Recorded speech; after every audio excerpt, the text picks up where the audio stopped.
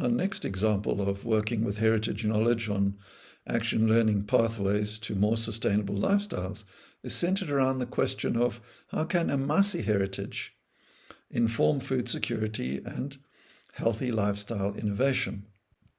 And of course, we all know that Amasi is cultured milk. And if we take our action learning framework, the introduction of indigenous knowledge is around how things were in the past. And here the tuning in can be related to artifacts and the actual experience of making Amasi. And here my colleague at the time, who's passed on since, was Gladys Chacha, and also the work that was done by Sibongile Masugu, who makes Amasi every day. And, you know, the famous president of South Africa, past as well, is the Nelson Mandela, and he used to have his Amasi homemade when he wanted to really enjoy the start of the day.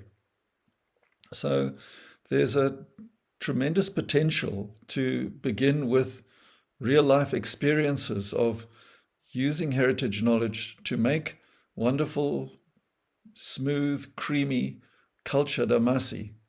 And of course, this will relate to healthy digestive flora and healthy living, as Nelson Mandela was an example of. But how are things today? You can go to the supermarket and you can buy it, and most people have forgotten and don't make it anymore.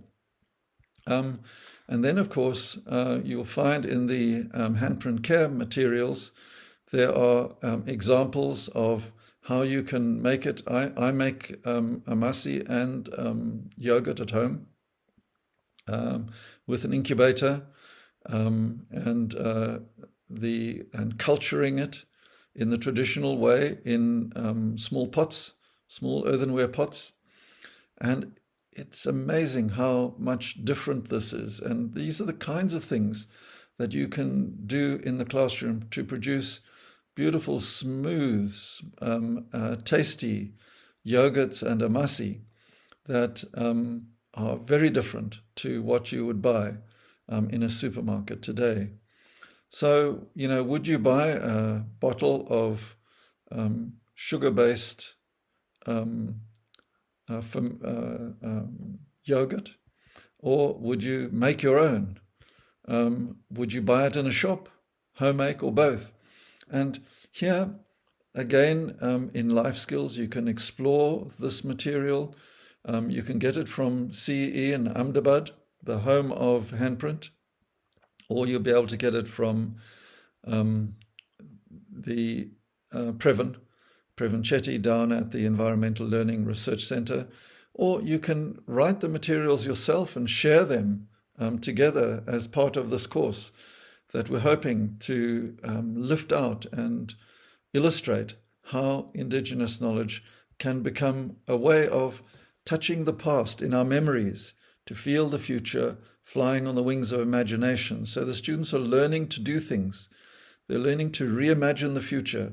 And this wonderful statement by Mina and Hlope is an inspiration to us all to be including more Indigenous knowledge practices in our classroom teaching.